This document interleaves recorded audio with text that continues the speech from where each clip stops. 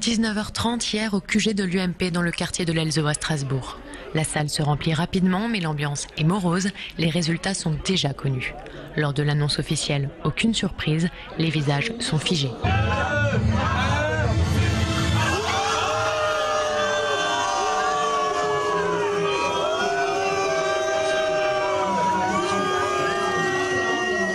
Amertume, colère, le ton de la campagne a beaucoup été critiqué par les militants et élus UMP.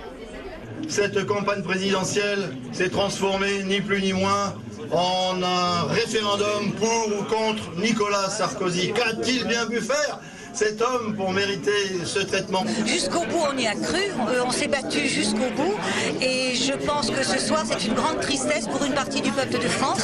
Personne n'est d'humeur à finir le buffet. Évidemment, pas une seule bouteille de champagne à l'horizon, juste de l'eau pour faire passer la pilule. Lors du discours de Nicolas Sarkozy, l'émotion des militants est palpable. C'est la fin d'une politique de 5 ans qu'ils ont souvent défendue. On y a vraiment cru jusqu'au bout et là c'est la grosse déception. Donc là on va essayer d'encaisser cette défaite et se réveiller demain matin avec un état d'esprit ouvert et aller vers les législatives de façon positive et toujours aussi déterminé que nous l'avons été pendant toute cette campagne.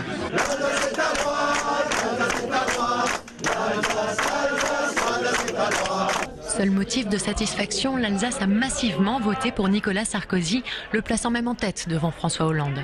Mais ça tourne court, à 20h30, tout le monde quitte les lieux. Il est facile de décrire l'ambiance au sein des équipes socialistes. Le bar est bondé. À l'annonce du résultat, François Hollande vainqueur, tout le monde exulte.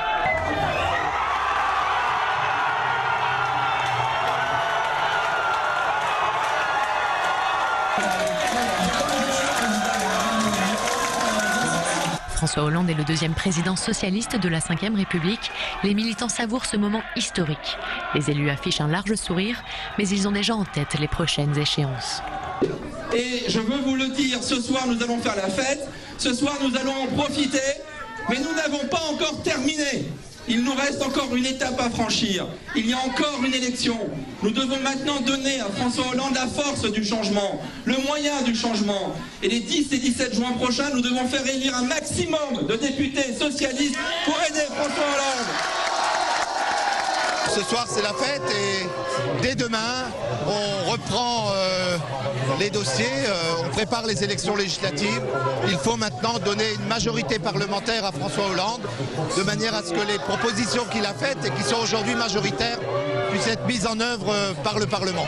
Entre champagne, ballons, danse et accolades, les militants trinquent et imaginent un avenir plus radieux.